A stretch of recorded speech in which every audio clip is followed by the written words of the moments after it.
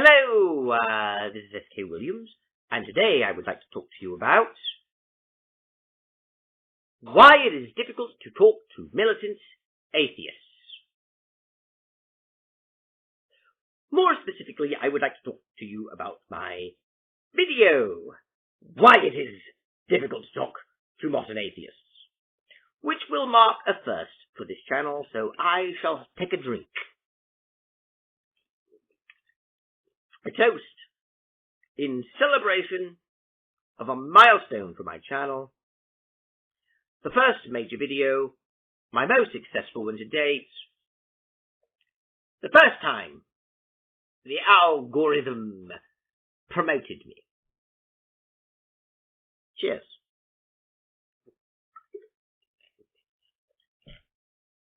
By the way, what I actually drank was an energy drink, and it contains no alcohol of any kind.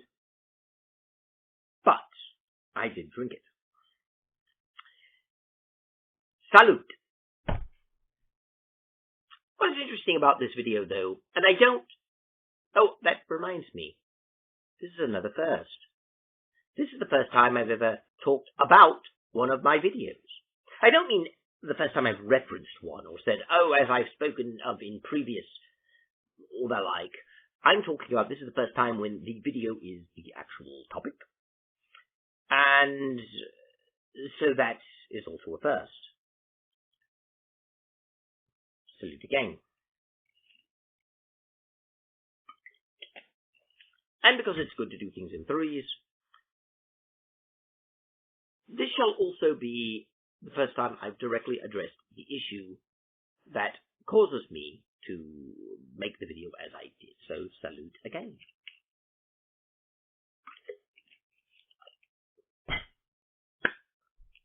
Now, the actual point of this video, however, is not a narcissistic self-congratulations. The fact of the matter is I had no idea that this video would explode as it did, and I had done others like it. And I mean that in a more direct way than people may realize. But those had not exploded. Apparently I was blessed by the algorithm. But the algorithm has recently changed as well, which I think is the main reason. For one thing, it now prefers long-term video making, because people were complaining about the shorts, and there has been health issues raised about the shorts and how it's damaging people's attention span. So now YouTube is favoring long-form content, and I do prefer to make long-form content. I prefer to make videos that are longer than the 15 minutes, shall we say. There are exceptions to that, like my reading of the Bishop's Bible, which I haven't done admittedly in a while, but I do intend to go back to. However, I am digressing. To the matter at hand. The video I made was actually not the first video I made like that. Or maybe it was, I don't really remember the order. In the course of only 2 or 3 days, I made several videos largely on the same topic, largely having a similar but not identical style. And the reason I did this was because at the time I was having trouble loading videos to the two of you. And the reason I was having trouble was because of the problem that Al Gore and his rhythm cause. In fact, I started saying Al Gore and his rhythm around that time, and I started talking about the problem with censor sweeps. And that's because at the time, the tube of you had developed its algorithm so that it would seek out certain types of content, and Google is largely run by left-wing people who largely have stated social, political, and cultural goals, and an agenda and preferences. and they generally program the algorithm to support their conclusions. But the people who actually review, no actual person reviews the videos. Rather, humans program the algorithm, and the algorithm scans the videos.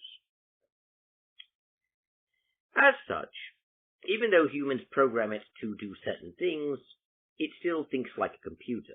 And even though we call it artificial intelligence, it is not really as intelligent as a human. But what's more, it isn't simply a matter of not being as intelligent as a human. It also thinks differently than humans. And you have to combine both of these factors. Because one factor alone, say, not being as intelligent as a human, is not the only real issue. But it is how the computers think. And I don't really know if it's true anymore. But when I made that video several months ago, the way it worked was that it didn't actually understand what words meant. Rather, it understands certain sounds that we use to make those words and can identify those sorts of sound ranges when people are saying words like you, that, cat. So that even if you say them with a different accent, even if you say them loudly or softly, it would be able to determine that sort of sound, and it's able to combine that sound with other sounds to determine whether or not something is offensive. This is why, for instance, if you talk about certain historical figures, like Charlie Chaplin from the movie The Dictator, and what he did to the elves, without using the euphemistic language that I'm using, obviously, the video would often run afoul of the algorithm, even if you are simply presenting neutral historical facts in an educational video, because the algorithm simply knows the sound of the name is bad, especially when combined with other sounds. And it was a little more sophisticated than just looking for one or two sounds. So as a result, it was targeting specifically conservatives and Christians, especially conservative Christians, or as the media likes calling it, Christian conservatives, which is itself a silly name because that means that conservative is more important than Christian. Christian is modifying conservative, but that's for another day. The point is this. The actual intent was to not necessarily completely silence, because that would be too obvious, but to curb conservative speech, to curb Christian speech, and to curb it in such a way as they could get some sort of deniability. But I don't think that the algorithm was programmed deliberately to be quite as seemingly arbitrary as it was. And the algorithm was not really arbitrary. Computer programs like this are never truly arbitrary. But it seemed that way because we are thinking like a human. And in reality, even though the humans who programmed the algorithm wanted a certain result, the computer was still giving them a result based upon its very different understanding of things. So it was looking for all these mouth noises and pop images that were being used and scanning them and determining that certain things are bad.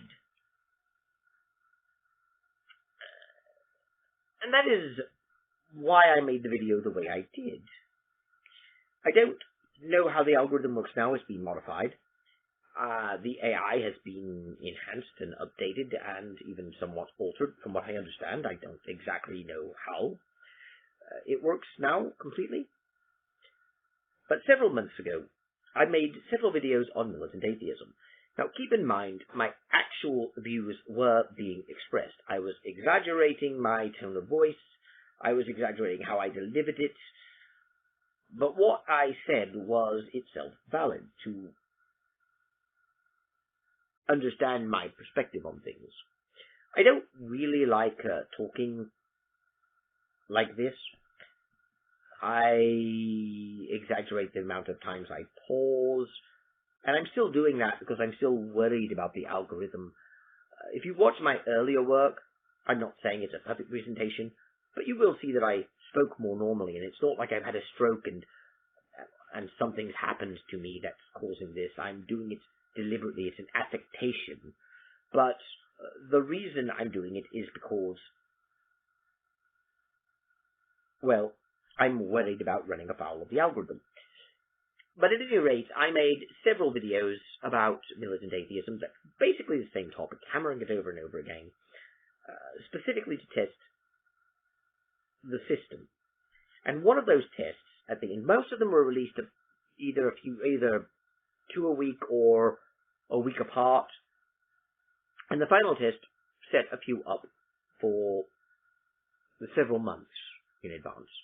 The last one is actually going to come out in June. It's already scheduled. It's for June at a certain point, and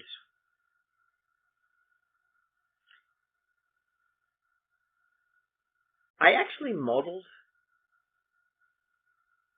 the videos on militant atheist videos, the sort of video that Aaron Raw and Matt Dillahunty were making, because quite contrary to the perception that their followers have of them, or of themselves, of equating atheism with rationality and logic, so imagining atheists as basically being Vulcans from Star Trek with their cold and logical, but at the same time polite. We all know that's not really true. And for all the bluster about how religion is promoted because of cognitive biases and it's all cognitive dissonance, the truth of the matter is that the atheists are the ones who have cognitive dissonance when they listen to someone like Matt Dillahunty and Aaron Raw and pretend that they are being logical and calm and polite when they very clearly are not. Rather like when Matt Dillahunty debated Andrew Wilson, opening, as he always does, on attacking Christianity by calling Christianity several things, notably talking about the LGBTQ issues and how Christians are homophobic and transphobic and hate the gay and hate trans people, and he mentioned the American Speaker of the House and how evil it was and how that proved all Christians were evil and bad and Christianity is bad, look how bad they are to trans people.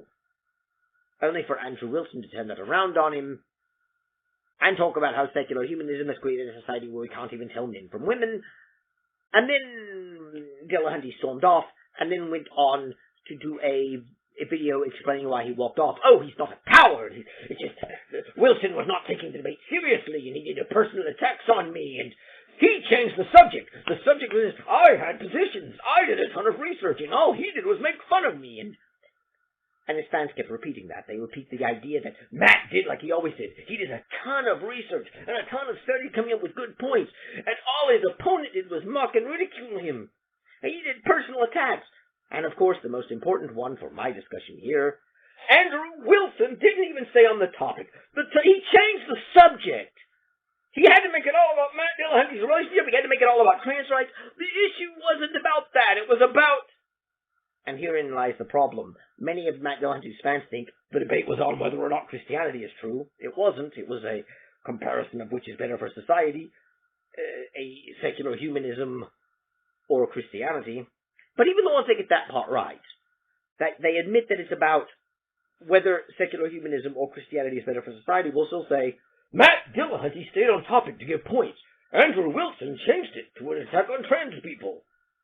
They don't really seem to want to admit that Andrew Wilson was responding to what Matt Dillahunty said. Matt Dillahunty brought up the gay and trans issues, and Matt Dillahunty is the one who specifically attacks Christians for being hateful to gay people, for talking about the American Speaker of the House, and all how they hate trans people. If Matt Dillahunty talking about those topics is remaining on topic for the debate, then it would be true of Andrew Wilson as well. But Matt Dillahunty said Wilson went off topic, and therefore everyone who listens to him in the atheist community says that Wilson went off topic. But therein lies the point. It is impossible to listen to Matt Dillahunty honestly and think he is being calm and rational and not insulting.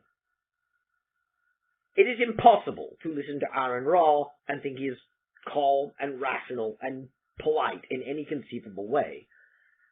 They are obviously insulting, they are obviously arrogant, they are obviously mean-spirited, and it is very obvious that they don't really know what they're talking about.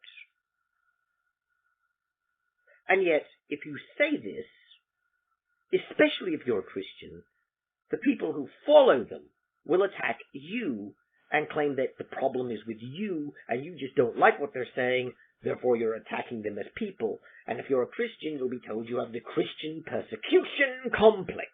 Because persecution is baked into your religion, you're told you'll be persecuted, you're just interpreting disagreement with hate and attacks.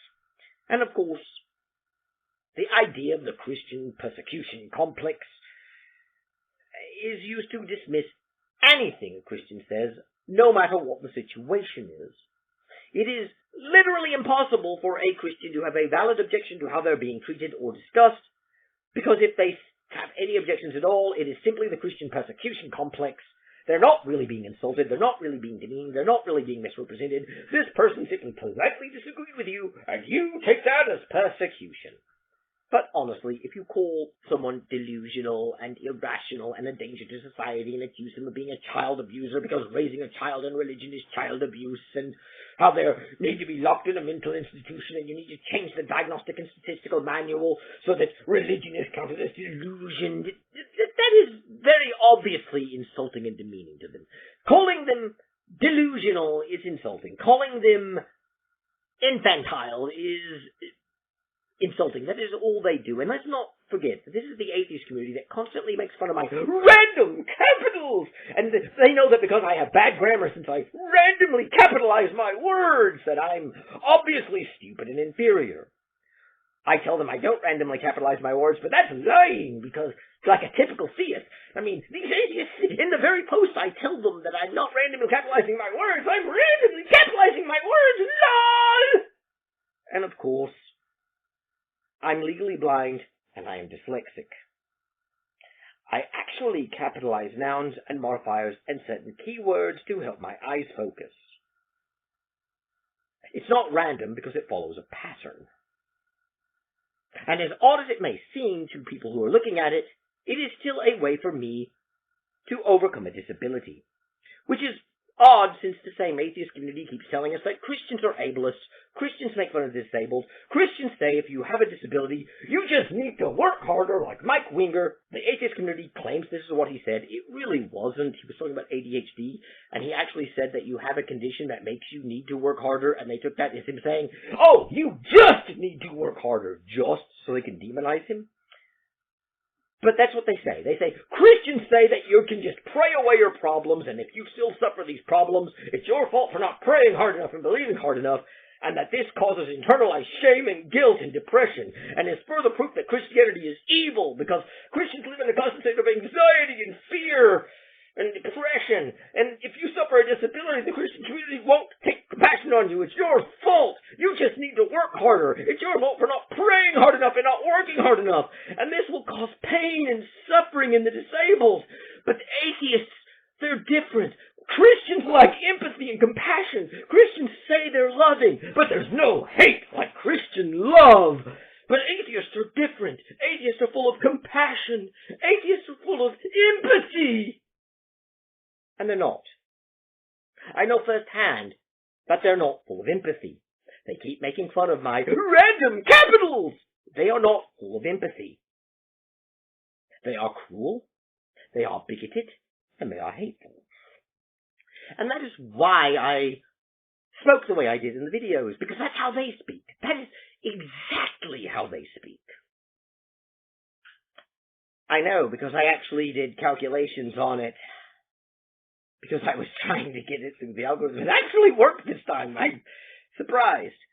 Though, to be fair, part of it is because they changed the algorithm. They're still left-wing. They still favor atheist content on Google. But now they favor long-form, and not that many people were making long-form. I think that's part of why my video was successful. And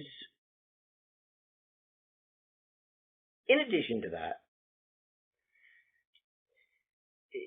you also have the content, because the video was being judged by an AI. It was being judged by an algorithm, and the way I spoke, with the angrier tones here and there, the critic nature of it, part of it was really me, but again, I'm exaggerating, and part of it was me putting on an affectation and choosing how it was delivered so that it would sound like an atheist saying it. Because let's face reality, even though the image that modern society has accepted is that Christians are angry and hateful, and the atheists are logical and like Vulcans from Star Trek, if you actually watch Christian videos, you don't really hear the Christians raging in anger!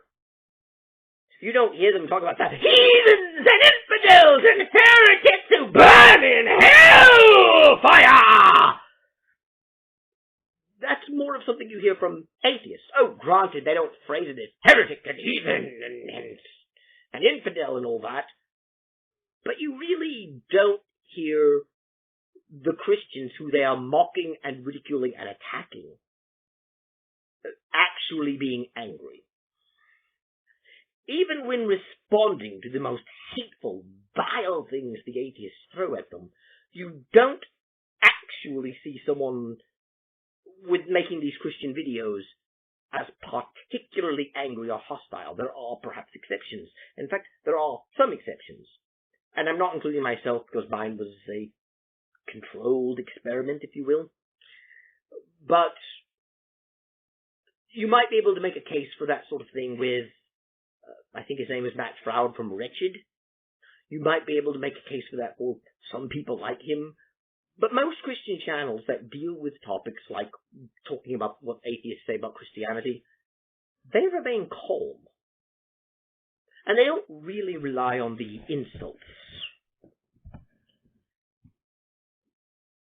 It's basically the opposite of what the image is. The reality is the opposite. Instead of angry, hate-filled Christians attacking people for simply being outside of their tribe and viewing them as pure evil and for disagreeing, they're calm, they're civil, and they try and understand your point of view. And instead of the atheists being calm and rational and logical and spewing out facts about science and using reason and critical thinking, you really just see anger and petty vindictiveness. Even the ones who go behind the deconstruction of their faith really aren't engaged in deconstruction. They're simply engaged in harsh criticism of Christianity to come up with an excuse to reject it. And if you notice, there's a lot of fads in the atheist community they didn't use to talk about deconstruction, and now they do. It's sort of like how they used to go about calling people religiotard or Christotard, and now they don't, because Hector Avalos wrote a book called This Abled Body, and in it he started criticizing Christians for how they are harsh and mistreat the disabled, which is itself dishonest, because Christians actually objectively help disabled people. You have several Christian ministries that help them, and even on an individual level, people are motivated by their faith to help the disabled. But Hector Avalos wrote a book called Disabled Bodied, where he claimed Christianity is an ableist religion that did not care for the disabled, and that it had a history of not caring for the disabled, even though his own form of secular humanism was behind eugenics and euthanasia for people with severe disabilities. Somehow, we're supposed to believe secular humanists are not ableists, but Christians are, even though that is not the real history at all. Nevertheless, this book became very popular, and ever since then, atheists pretend that the history is that atheists have never, ever, ever called someone an tard. I'm still using some euphemisms, sorry. They never call people religiotard or Christotard, because that's something a religious person would do. It's the Christians, of course, who are ableists. Therefore, atheists have never done it. In fact, I've noticed this trend with atheists. They will often deny any atheist ever did something, even though they did. I was once accused of strawmanning what atheists say when I pointed out that atheists call anything they don't like a religion, and how they called communism a religion. And I was told someone that, typical theist, you're strawmanning the atheist position. No atheist goes about calling things they don't like religion. And of course, Sam Harris, Christopher Hitchens, Bill Maher, and several others actually have called communism a form of religion.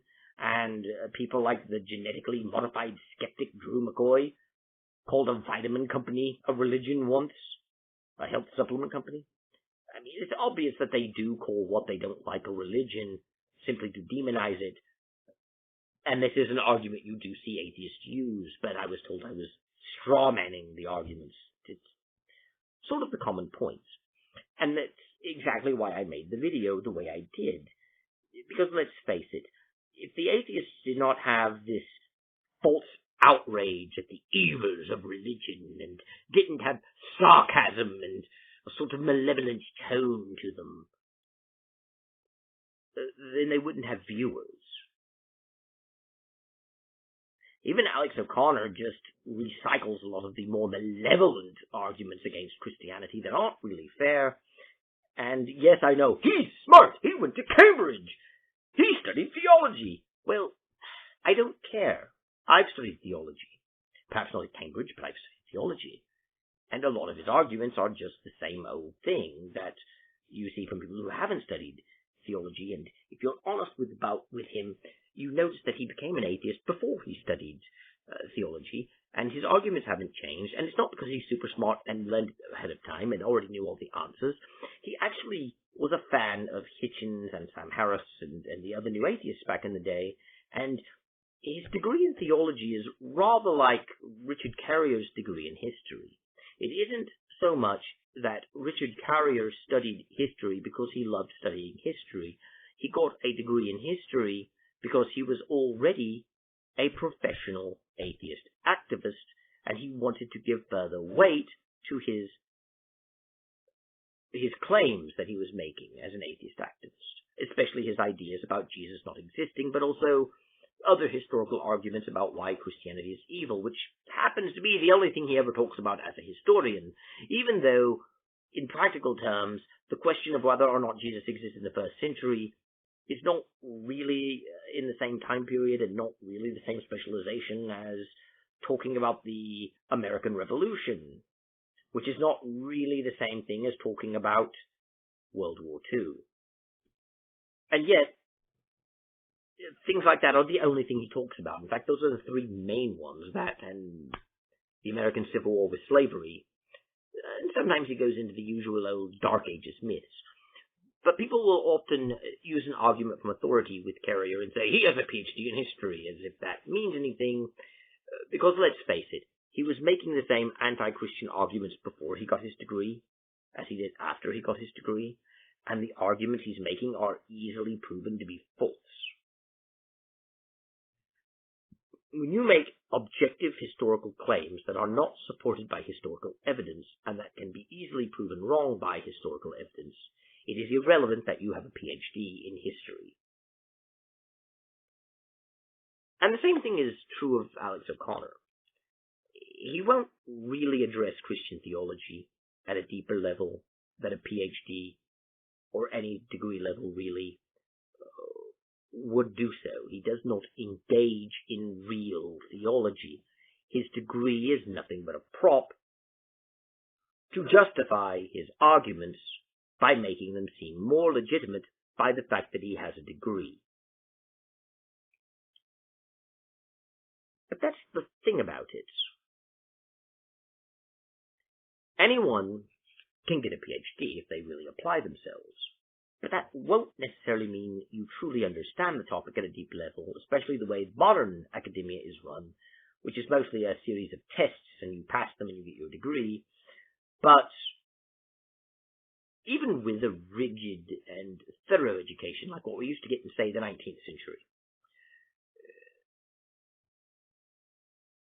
you would still have people who could easily fake it till they make it, and even a lot of people who would know what they're saying is not really true, but wouldn't really care, because they have an agenda. And that's the ultimate illusion of the modern atheist community. They keep going about saying, oh, atheism is a mere lack of belief in a god. Atheists make no claims. Atheists have no burden of proof. There's no such thing as an atheist organization. And this is bizarre, because they keep making that argument even in an era where there's atheist churches. There's always been atheist organizations they belong to. And I'm not really saying all atheists have the same beliefs. But when it comes to the sort of atheist activists you keep running into today, they all have the same beliefs, at least in a broad sense, and they're all secular humanists, and they're beginning to be more bold at declaring secular humanism so they can have an alternative to Christianity. But even back in the day, Sam Harris was a member of the American Humanist Association and the Council for Secular Humanism, and when his Project Reason folded, he gave the funds that were donated to it either to the Council of Secular Humanism or to the American Humanist Association. I can't remember which. Richard Dawkins is a secular humanist. It's rather disingenuous to say atheists have nothing in common but a lack of belief in a god, because it's obvious that the modern-day atheist movement is really a secular humanist movement, and that they are lying by pretending all they are atheists, and pretending that means they just lack belief in a god. Keep in mind, these people do collaborations with each other. They have a lot of exchange of ideas between each other. They run organizations that are designed to promote atheism and their secularist views.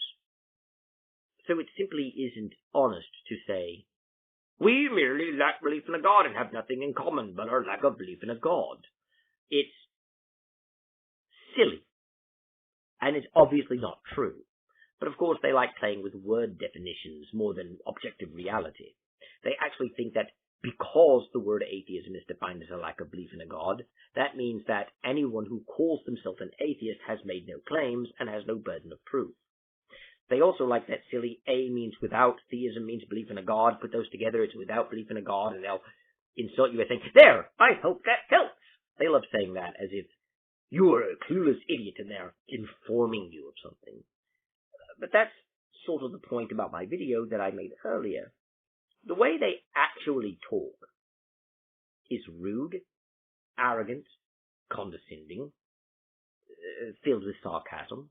And I have a good voice for that, because even when I'm not being insulting, and even when I'm not exaggerating it, I somehow sound more emotional than I am. I somehow sound more hateful than I am. It's just the way my voice is, though. Even if I'm speaking with perfectly neutral tones, I for some reason have a bit of a villainous voice. If I was a voice actor in cartoons, I'd probably play the villains most of the time.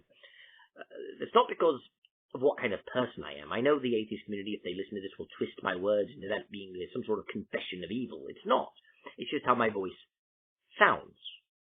Rather like actors who have physically intimidating features, often playing villains, because their face looks like the face of a villain. It doesn't necessarily mean they actually are that way.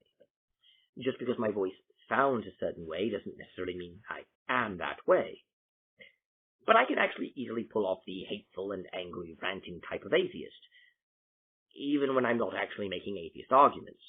And that's sort of the thing with the algorithm, because it favors atheist content, but it doesn't favor atheist content like a human would. And several months ago, when I made this video and uploaded it, it was really more listening for tone and specific word choices and what was next to each other. That's why a lot of my videos have become somewhat choppy, because I'll jump from one thing to another and then go back, because that actually confused the algorithm. I don't know if it'll still work, but that's sort of the thing about it.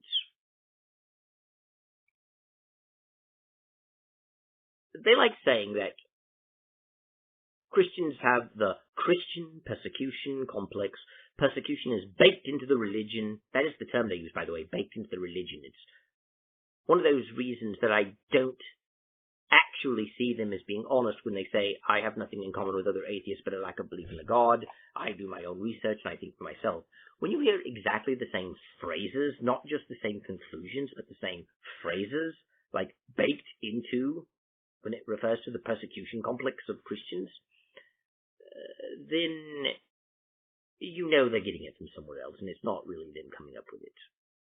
But they keep thinking it is, and they always ignore the linguistic aspect of it. They always ignore the fact that I'm not just basing it on the conclusions, but also the way they phrase things, where even if it's not an exact quote, it's obvious that you're using the same terminology. The minute you say, hell is unfair because it is infinite punishment for finite crimes, I know that you have watched The Atheist Experience, or at the very least you've watched other atheists who have watched The Atheist Experience, and that you are ultimately getting your talking points from them. And the same thing is true of saying atheism is a religion like bald as a hair color, or any of the variations of that, such as atheism is a religion like not playing sports as a sport. Atheism is a religion like abstinence is a sex position. Atheism is a religion like not collecting stamps is a hobby. These are all variations of Sam Harris's quote from his book, and it's obvious you're getting it from there, and it's clear you're using the same terminology and ideas. And the same thing is true if you say, when they respond to you saying that what they're saying about Christians is rude and insulting and abusive, and they say that Christians are the ones that are really being abusive because they threaten you with eternal torture. They do that, of course, to turn it around so they can attack Christians. That's another thing they do. But that came from Joseph McCabe, who ironically was defending communism, even though the people using it today would insist they're not communists. But therein lies the point. Since an actual human was not expected to watch the video and decide whether it stays up or not, or face any sort of problems, or if it was going to be promoted, since it was an algorithm, all it did was listen for certain key words and tones, and since Christians typically speak in a more polite and civil manner than atheists, regardless of the fact that the atheist community likes pretending the opposite, since atheists are angry and tend to be sarcastic and mean-spirited, again, contrary to the way they like pretending reality is, if I spoke with the same malevolence, if I spoke with the same sarcasm, if I spoke with the same thing, then the fact that I'm using the same word choices, the same words like atheism, religion, God, the algorithm would assume I'm making an atheist video. Especially if I parse it in such a way as to make it, from the algorithm's point of view, sound like the words that are going together are the same words that an atheist would use. Because again, it's mostly about how it's intoned. And by intoned, I don't just mean the pitch, like if I speak softly the word God, or speak angrily about God. I'm not talking about that. I'm talking about the fact that to say the word God, no matter if I'm saying the word God harshly or softly, I have to make a G sound, G, G, G, and make the O sound, O, and the D sound, D. And it's really about that. If I put all those together and line them up in a way that rhythmically sounds like the way atheists speak, then the algorithm will let me keep the video up. It will not face restrictions. I didn't know it would be promoted, but the point is that I knew that it would be left alone. And you see, that's sort of the thing about the algorithm and the modern era of YouTube deciding to protect us from opinions that it's decided are wrong. Since it's being determined by an algorithm, if you know how it works, you can try and work around it. Although I don't know if that's going to be true forever, but it is true for right now, or at least it was true several months ago. And that's what makes the video a bit interesting. Because my intent was not so much to have a video that blew up, but simply to test whether or not the algorithm would treat it a certain way. And the reason I loaded it and scheduled it was to see if the algorithm even bothered scanning it while it was stored and how it was treated. That's why I uploaded some of them months ago, and this one much more recently. So it was an interesting experiment. But I thought I would like to talk about it, because it was an interesting piece of news for my own channel and a game. So, salute.